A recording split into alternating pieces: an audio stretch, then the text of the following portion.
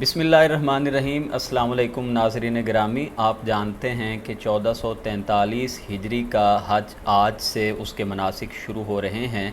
आज के इस इंतहाई मुख्तसर वीडियो में आपसे चंद बातें हज के हवाले से, हज की तारीख़, हज कब से शुरू हुआ और हज के अंदर जो मुख्तलिफ़ मनासिक अदा किए जाते हैं, कौन से दिन कौन सा जो हज का फ़रीज़ा है वो अदा होता है, वो बड़े इख्तिसार के साथ आपसे चंद बातें गोश गुज़ार आपकी खिदमत में करूँगा। हज की अगर हम तारीख़ की बात करें तो हज सैयदना इब्राहीम अलैहिस्सलाम से हमें नज़र आता है कि किसी न किसी तरह से किया जा रहा है। कुरान करीम में अल्लाह ताला ने इस्लाम से क़बल भी हज का तसव्वुर वाज़े किया है और अहले मक्का भी हज किया करते थे। कुरान करीम के अल्फाज हैं, वलैसल बिर्रु बिअन तअतुल बुयूत मिन ज़ुहूरिहा,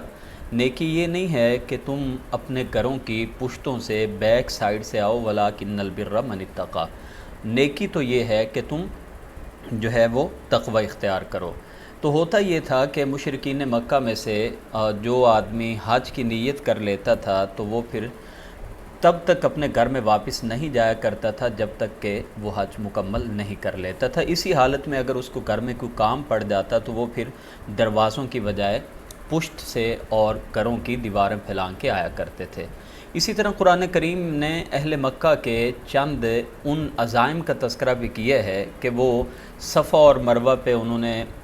बुत रखे हुए थे जिनकी वो पूजा करते थे, और इसी तरह वो मैदान अरफ़ात में भी नहीं जाया करते थे। नाज़रीन गिरामी, ये हज होता ही था तो अरब जो थे उन्होंने हुर्मत वाले महीने मुकर्रर किए हुए थे। जो 4 हुर्मत वाले महीने जिनमें वो लड़ाई को हराम समझा करते थे, उनमें से 3 महीने ज़ुल्क़ादा, ज़ुल्हज्जा और मुहर्रम, ये हज के एहतराम में और हाजियों के एहतराम में इन 3 महीनों में वो लड़ाई को अपने लिए नापसंद किया करते थे। और नबी करीम सल्लल्लाहु अलैहि वसल्लम ने जो यसरब से, यानी बाद में जिसका नाम मदीनतुन नबी पड़ गया, मदीना मुनव्वरा से जो आने वाले अफराद थे उनसे जो बैत अक़बा ऊला और बैत अक़बा सानिया की थी, वो भी तो लोग हज ही करने आए थे। तो इसका मतलब है कि दीन इस्लाम में हज शुरू होने से पहले भी हज किसी न किसी तरह से हुआ करता था। नबी करीम सल्लल्लाहु अलैहि वसल्लम की शरीयत में जो पहला हज हुआ है इस पैटर्न के साथ, जिस अंदाज़ में आज हम हज करते हैं, ये सन 9 हिजरी में फ़र्ज़ हुआ है, यानी हिजरत के 9वें साल हज फ़र्ज़ हुआ है। और कुरान करीम में अल्लाह ताला ने इसी बारे में फ़रमा दिया, वलिल्लाहि अलन्नासि हिज्जुल बैति मन इस्तताअ इलैहि सबीला, और लोगों के लिए, लोगों पर अल्लाह ताला की तरफ से ये हुक्म है कि वो जिसको अल्लाह ने वुसअत दी है तो वो लाजमी हज करे। ज़िंदगी में एक बार हज करना फ़र्ज़ है, और अगर इंसान एक से ज़ायद मरतबा करता है तो ये उसके लिए नफली हज करार दिया गया है। आका करीम अलैहिस्सलाम ने जो इरशाद गिरामी फरमाया है कि इस्लाम की 5 बुनियादें हैं, उनमें से एक भी हज करना है। इससे आप अंदाज़ा कीजिए कि हज ये हम पे फ़र्ज़ है, हर मुसलमान पे, साहिब इस्तिताअत पे, जिसे अल्लाह ने वुसअत नहीं दी उस पे तो ज़ाहिरी बात है फ़र्ज़ नहीं है। हज की फ़र्ज़ियत, हज का सवाब, हज का मुकाम व मरतबा, ये हमारा आज का मौजू नहीं है। आज क्योंकि हुज्जाज किराम मिना में जमा हो रहे हैं, उसी मुनासबत से हज के मनासिक और हज का मुख्तसर जो तरीक़ा है वो इंशाल्लाह आपकी खिदमत में गोश गुज़ार करूँगा। नबी करीम सल्लल्लाहु अलैहि वसल्लम पे हज 9 हिजरी में फ़र्ज़ हुआ, और अरब में बहुत सारी जाहिलाना रसूमात पाई जाती थीं जिनका ख़ात्मा होना ज़रूरी था आका करीम अलैहिस्सलाम के हज से पहले। इसीलिए 9 हिजरी में अल्लाह के प्यारे रसूल सल्लल्लाहु अलैहि वसल्लम ने हज नहीं किया, बल्कि आपने सैयदना अबू बकर सिद्दीक़ रज़ी अल्लाह ताला अन्हु को और बाद में सैयदना अली उल मुर्तज़ा रज़ी अल्लाह अन्हु को जो आयात नाजिल हुई थी सूरह तौबा की, वो तिलावत करने के लिए भेज दिया। और 300 का काफ़िला उससे पहले सैयदना सिद्दीक़ अकबर के ज़ेर इमारत में वहाँ पे हज करने के लिए जा चुका था, और कि आप जाके ऐलान कर दें कि आज के बाद इस तरह से जो तुम जाहिलियत की रसूमात के साथ हज करने आते हो, आज के बाद तुम बैतुल्लाह में इस अंदाज़ में नहीं आओगे। नाज़रीन गिरामी, अल्लाह के रसूल अलैहिस्सलातु वस्सलाम ने एक हज किया सन 10 हिजरी में, जिसे आप खुतबा हज्जतुल विदा जो आपने वहाँ पर इरशाद फरमाया, आप उसको बखूबी जानते हैं। नबी रहमत सल्लल्लाहु अलैहि वसल्लम ने जो हज किया वो हज क़िरान था। हज की बुनियादी तौर पे 3 अक़साम हैं, हज तमत्तु है, हज क़िरान है और हज इफ़राद है। تو حج تمتع جو ہمارے ہاں احباب یا حجاج کرام جاتے ہیں وہ حج تمتع کرتے ہیں۔ حج تمتع میں یہ ہوتا ہے کہ یہاں سے جاتے ہوئے وہ عمرہ کی نیت کرتے ہیں، اور عمرہ ادا کرنے کے بعد وہ اپنا احرام کھول دیتے ہیں، اور عام لباس میں وہ وہاں پہ اپنا وہ وقت بسر کرتے ہیں عبادات میں، اور دن گزارتے ہیں، اور پھر حج کے مناسک ادا ہونے سے پہلے وہ اپنی ہی بلڈنگ سے احرام پہن لیتے ہیں۔ حج قران میں حج اور عمرہ ایک ساتھ ادا کیا جاتا ہے، یعنی ایک ہی احرام کے ساتھ پہلے عمرہ ادا کرتے ہیں اور پھر اس کے بعد حج کیا جاتا ہے، اور اس میں احرام اتارا نہیں جاتا، یعنی احرام پہنا ہوا ہے، جیسے کوئی 7 یا 6 ذی الحجہ کو گئے تو انہوں نے احرام پہنا ہوا تھا اور پھر عمرہ کیا، اور اسی احرام کے ساتھ جو ایک آدھا دن تھا وہ پھرتے رہے، احرام کی پابندیوں کو وہ پورا کرتے رہے، اور اسی کے ساتھ ہی وہ حج کرنے کے لیے چلے جاتے ہیں۔ تیسری جو قسم ہے جو عام طور پہ اہل مکہ جو ہیں، جو مکہ کے رہنے والے ہیں یا حدود حرم میں رہنے والے ہیں یا میقات کے اندر سے رہنے والے ہیں، وہ عام طور پہ حج کرتے ہیں، اسے حج افراد کہا جاتا ہے، جس میں صرف ایک حج ہوتا ہے۔ کیونکہ وقت بہت کم ہے اور میں بڑے اختصار کے ساتھ اگر آقا کریم علیہ السلام نے جو حج کیا اس میں ہمیں یہ معلوم ہوتا ہے، اور ظاہری بات ہے قیامت تک کے لیے اسی پیٹرن اور اسی انداز میں ہی حج ہوتا رہے گا، تو اگر ہم اختصار کے ساتھ وہ طریقہ دیکھیں، اور میں یہ طریقہ حج تمتع کا بتاؤں گا، اس لیے کہ ہمارے جو زیادہ تر احباب جاتے ہیں وہ حج تمتع ہی کرتے ہیں۔ تو ناظرین گرامی، جو حجاج عمرہ کرنے کے بعد احرام کھول دیتے ہیں تو پھر 8 ذی الحجہ کو وہ اپنی ہی بلڈنگ سے دوبارہ احرام پہن لیتے ہیں، یعنی 8 ذی الحجہ جب سعودیہ میں ہوتا ہے، اور یقیناً آج 8 ذی الحجہ 1443 ہجری وہاں پہ سعودیہ میں ہے، اور ہمارے پاکستان میں ابھی 7 تاریخ ہے، ایک دن ہمارا پیچھے ہے۔ تو 8 تاریخ کو 8 ذی الحجہ کو ظہر سے پہلے حجاج کرام مینا میں پہنچ جاتے ہیں، اور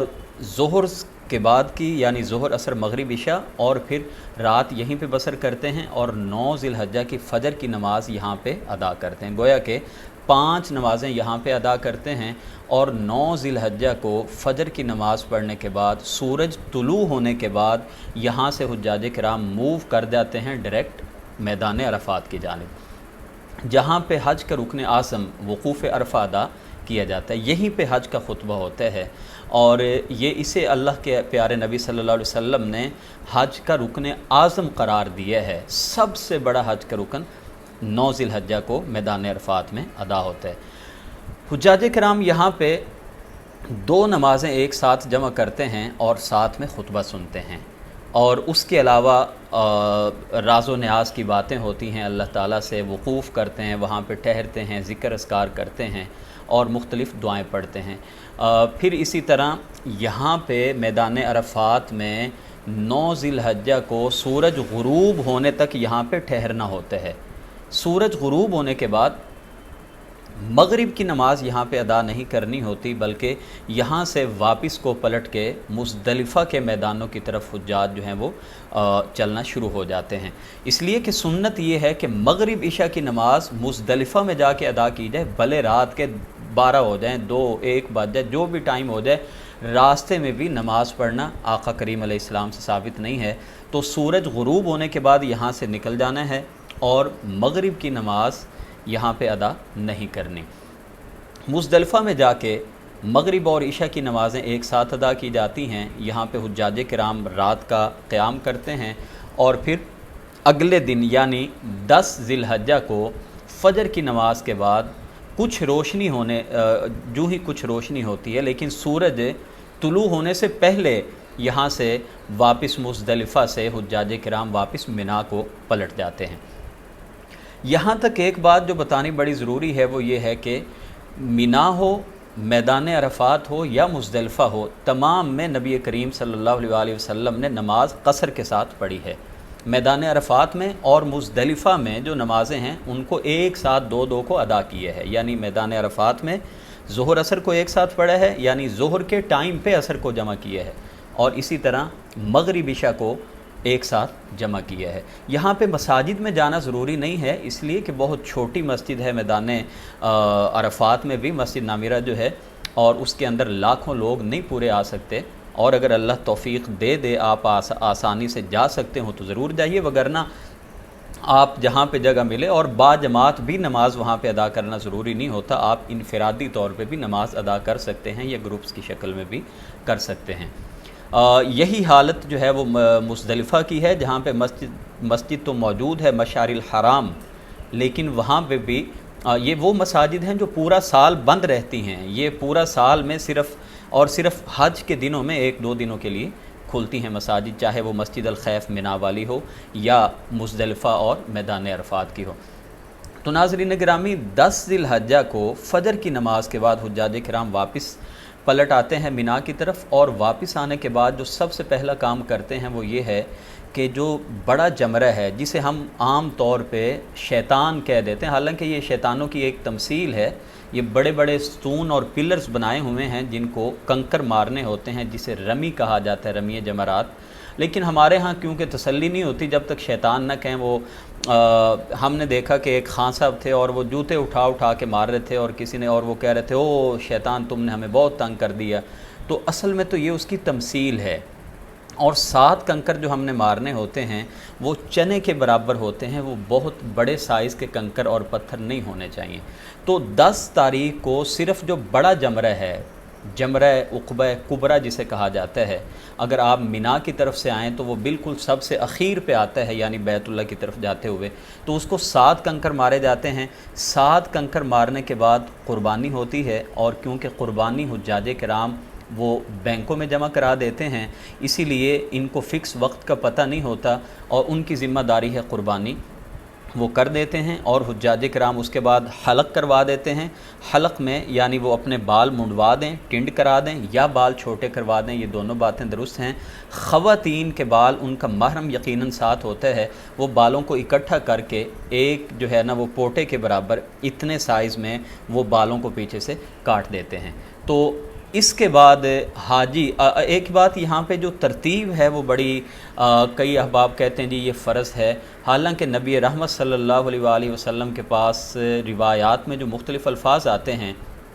آپ کے پاس اگر کوئی ایک صحابی آئے اور انہوں نے کہا ہے اللہ کے رسول میں نے حلق پہلے کروا لیا اور میں نے کنکر ابھی نہیں مارے تھے، رمی نہیں کی تھی، تو اللہ کے رسول فرماتے تھے لا حرج، کوئی حرج کی بات نہیں ہے۔ اور اگر کسی نے آ کے کہا میں نے قربانی پہلے کر لی ہے، یا کسی نے آ کے کہا کہ تقدیم و تاخیر، کوئی کام میں نے پہلے کر لیا ہے جو بعد میں ہونا تھا، تو ہر بات میں نبی رحمت صلی اللہ علیہ وسلم فرمایا کرتے تھے لا حرج، کوئی حرج کی بات نہیں ہے۔ تو اسی لیے ان باتوں پہ ہمارے حجاج کرام کو پریشان نہیں ہونا چاہیے۔ تو کوئی بھی کام، اب یہ بینکوں کی ذمہ داری ہے وہ کسی ٹائم بھی قربانی کریں۔ حلق کروانے کے بعد حاجی عام طور پہ اگر تو ان کی مینا کے قریب بلڈنگ ہے، وہ آ کے اپنا احرام کھول دیتے ہیں، لیکن احرام کی کچھ پابندیاں ابھی بھی انہوں نے ان کا خیال کرنا ہوتا ہے۔ تو احرام اتارنے کے بعد وہ اپنے عام لباس پہن کے وہ طواف زیارت یا طواف افاضہ کرنے کے لیے آ جاتے ہیں بیت اللہ میں۔ یہاں پہ آ کے وہ 7 چکر لگاتے ہیں بیت اللہ کے، جس طرح اس سے پہلے انہوں نے عمرہ کیا تھا، 7 چکر لگاتے ہیں، پھر اس کے بعد وہ مقام ابراہیم کے پیچھے 2 نفل ادا کرتے ہیں، اور پھر صفا اور مروہ پہ سعی کرتے ہیں، اور وہ سعی کا یقیناً تمام احباب جانتے ہیں یہ حج اور عمرے کا حصہ ہے۔ تو 7 چکر صفا اور مروہ کے بیچ لگا کے، فرق عمرے میں یہ ہوتا ہے کہ عمرے میں صفا مروہ کی سعی کے بعد حلق کروایا جاتا ہے، جبکہ حج میں اس سے پہلے وہ کروا چکے تھے۔ اور سعی کرنے کے بعد حجاج کرام کو یہاں سے فارغ ہونے کے بعد پھر واپس مینا پہنچنا ہوتا ہے۔ ایک یہاں پہ اور بھی بات جو سمجھانے کی ہے وہ یہ ہے کہ 10 تاریخ کو طواف افاضہ کرنا یا طواف زیارت کرنا یہ حج کا رکن ہے، یہ لازمی ہے۔ اگر کوئی آدمی نہیں کر سکتا، طبیعت خراب نہیں ہے یا کوئی میڈیکلی مسئلہ ہے یا رش بہت زیادہ ہوتا ہے 10 تاریخ کو، تو اگر وہ اس کو ڈیلے کرنا چاہیں 11 یا 12 تاریخ تک تو اس میں بھی حرج کی بات نہیں ہے۔ لیکن اگر طواف زیارت کر لیے ہے اور پھر واپس پلٹ کے جانا ہوتا ہے مینا میں، ناظرین گرامی یہاں پہ اب سمجھیے کہ جو مشکل ٹائم تھا وہ طواف زیارت اور افاضہ کے بعد ختم ہو جاتا ہے۔ اب مینا میں حجاج کرام نے 11، 12 اور 13 تاریخ کو یہاں پہ رکنا ہوتا ہے۔ 11 تاریخ کو بھی صرف یہی کام ہے کہ سورج زوال کے بعد، جسے آپ دوسرے لفظوں میں کہیں گے کہ تقریباً ظہر کا ٹائم شروع ہونے کے بعد بس اب ان کا ایک ہی کام ہے کہ انہوں نے جو تینوں جمرات ہیں، جو تینوں وہاں پہ پلرز لگے ہوئے ہیں جن کو ہم شیطان کہہ دیتے ہیں، جی شیطان کو کنکر مارنے جا رہے ہیں، تو تینوں کو جا کے بالترتیب ساتھ ساتھ کنکر مارنے ہوتے ہیں۔ اور یہ 11 کو بھی ہوگا پراسس، پھر 12 کو بھی ہوگا، اور اگر کوئی آدمی 12 کو واپس آنا چاہے حج مکمل کر کے تو قرآن کہتا ہے فمن تعجل فی یومین فلا اثم علیہ، جو تو 2 دنوں میں جلدی کر لے اس پہ کوئی گناہ نہیں ہے، ومن تأخر، اور جو 3 دن تک وہاں پہ رکا رہے، تو مسنون عمل یہی ہے کہ نبی کریم صلی اللہ علیہ وآلہ وسلم مینا میں 3 دنوں تک وہاں پہ رکے رہے ہیں، یعنی 11، 12 اور 13 ذی الحجہ تک۔ تو اس لیے جب ہم حج کرنے گئے ہیں تو ہم نے باہر آ کے یا اپنی بلڈنگ میں آ کے کیا کرنا ہے 2 دنوں کے بعد؟ تو افضل عمل یہی ہے کہ آپ 3 دن وہاں پہ رکیں، یعنی 11، 12 اور 13 کو۔ لیکن اگر کوئی آنا چاہے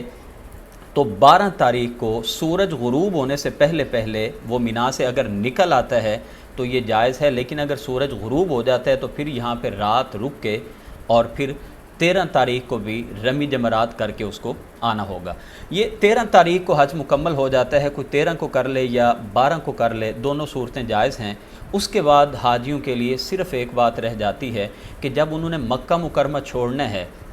چھوڑنے کی 2 صورتیں ہو سکتی ہیں۔ بعض احباب کا ٹائم اس طرح سے سیٹ ہوا ہوتا ہے کہ انہوں نے یہاں سے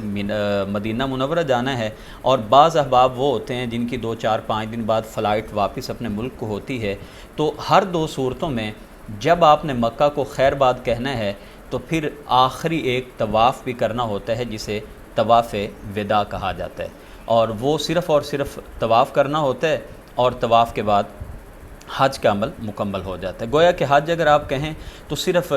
یہی 5 دنوں کا نام ہے، آپ 6 دن کہہ لیں یا 5 دن کہہ لیں۔ 8 تاریخ سے آج اللہ تعالیٰ کے فضل و کرم سے حجاج کرام، ان کے لیے بہت ساری دعائیں ہیں، اللہ تعالیٰ ان کا حج بھی قبول فرمائے اور اللہ تعالیٰ ان کے لیے آسانیاں بھی فرمائے، اور جو لوگ خواہش مند ہیں اللہ تعالیٰ سب کے مقدر میں حج بیت اللہ نصیب کر دے۔ تو 8 تاریخ آج حجاج کرام جو ہیں وہ مینا پہنچنا شروع ہو گئے ہیں، اور مینا میں 5 نمازیں پڑھنے کے بعد انشاءاللہ 9 ذی الحجہ کو وہ وہاں پہ جائیں گے۔ تو 9 ذی الحجہ کا جو یوم عرفہ کا روزہ ہے، یہ جو غیر حاجی ہیں ان کے لیے مسنون عمل ہے۔ جو حاجی حضرات ہیں انہوں نے وہاں پہ روزہ نہیں رکھنا ہوتا، انہوں نے وہاں پہ عید نہیں کرنی ہوتی، اور نہ اب جیسے اب ہمارے ہاں ایک یہ بھی سوچ ہے کہ جو جمعہ کے روز حج آ جائے وہ حج اکبر ہے، حالانکہ ایسی کوئی بات نہیں ہے۔ یہ جو حج ہے ذی الحجہ کے مہینے میں، اسی کو حج اکبر کہا گیا ہے، اسی لیے کہ حج اصغر یعنی چھوٹا حج عمرہ کو کہا جاتا ہے، کیونکہ اس میں بھی اللہ کے گھر کی زیارت کرنا مقصد ہوتا ہے۔ تو اس لیے حج اکبر یہ کہنا کہ جی جمعہ کے روز حج آیا ہے، ایسی کوئی بات نہیں ہے، بلکہ حجاج کرام تو جمعہ کی نماز بھی ادا نہیں کریں گے، حجاج کرام عید کی نماز بھی ادا نہیں کریں گے، ہاں وہ ظہر عصر کی نمازیں ادا کریں گے۔ اور ایک آخری گزارش صرف یہ ہے کہ جو حج کرنے گئے ہیں ان کے لیے جو احتیاطیں ہیں ان میں صرف 1-2 باتیں بڑی اہم، کہ مزدلفہ میں اور عرفات میں، کیونکہ وہاں پہ انرجی بہت ویسٹ ہو رہی ہوتی ہے، کافی زیادہ پیدل بھی چلنا پڑتا ہے، اور وہاں پہ بعض احباب جو ہے وہ خوراک کا اہتمام نہیں کرتے، وہاں پہ کنٹینرز میں وہ لوگ تقسیم بھی کر رہے ہوتے ہیں، کہیں پہ بریانی مل رہی ہے، کہیں پہ کچھ اور، تو وہاں پہ اپنی خوراک کا بہت زیادہ اہتمام کیجیے۔ اسی لیے کہ ہم نے خود ان چیزوں کا مشاہدہ کیا کہ میدان عرفات میں اور مزدلفہ میں واش روم کا سسٹم وہ نہیں ہوتا، کیونکہ یہ سال بھر یہ علاقے آباد تو رہتے نہیں ہیں، لہذا ہم نے یہ واقعات مشاہداتی طور پہ ان چیزوں کو نوٹ کیا کہ جو آدمی واش روم کے لیے چلا جاتا ہے تو پھر بعض دفعہ 5-5 گھنٹے اس کو لائنوں میں کھڑا ہونا پڑتا ہے، یا وضو بنانے اگر گیا ہے تو بعض دفعہ اتنا ٹائم اس کو لگ جاتا ہے۔ اسی لیے خیال کیجئے، اپنی خوراک کا بہت خیال کریں، بالخصوص ان 2 جگہوں پہ، کیونکہ مینا میں تو مکتبات ہیں، مکتب میں یہ ساری چیزیں موجود ہوتی ہیں، دستیاب ہوتی ہیں سہولیات، لیکن مزدلفہ میں